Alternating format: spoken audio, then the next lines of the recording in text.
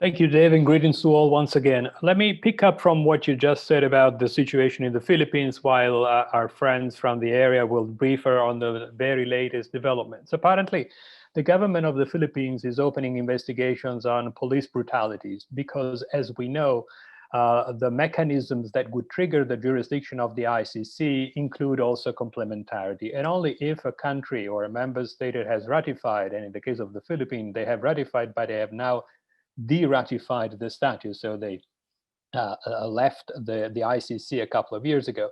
If a country is willing and able to prosecute their nationals for crimes against humanity, war crimes, or genocide, then the jurisdiction of the court may not be triggered.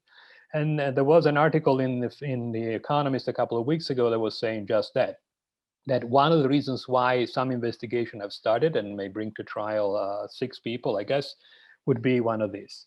There's another element that at least 2 more elements before giving the floor to our experts that we need to keep in mind when we talk about drugs and human rights. The first one is, and in particular, this goes back to the mid-80s, when the world community started to look into the possibility of finally establishing an international criminal court with jurisdiction not on states, but on individuals. President Robinson of Trinidad and Tobago asked the General Assembly of the United Nations to establish the court because they were having a lot of problems vis-a-vis drug trafficking. And so they said this crime should be made a crime of international concern. And so the first crime to be listed in as a core crime of the statute should have been drug trafficking. Today, after 20 years of the entry into force of the Rome Statute of the ICC, we may have a case that goes in the opposite direction. That is, the excesses, so to speak, or to put it mildly and diplomatically, of the war on drugs may be tried one day for what they have produced.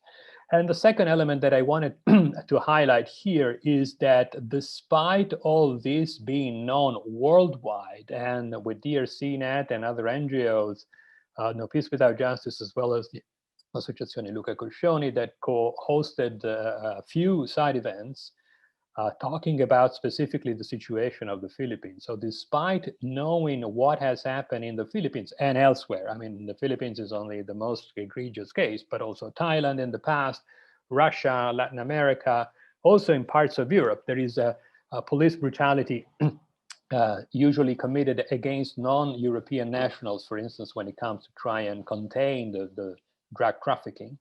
The World Drug Report that UNODC, the office in Geneva, in Vienna, that deals with drug control and crime prevention, published in June every year to celebrate International Day Against Drug Trafficking and Drug Abuse, has no chapter on the violation of human rights committed by those that well, they call it promote international drug control. And this is a problem. And finally, there are not only non-governmental organizations and international experts that are talking about this, but there's a group of countries that are trying to include human rights concerns in the war on drugs. So there is a handbook and guidelines put together on human rights in international drug control. And there are other instances that have been brought to the attention of the Commission on Narcotic Drugs without much success. And we hope that through the insistence of these side events, we will be able to relaunch the need to include the human rights component every time we talk about drug control.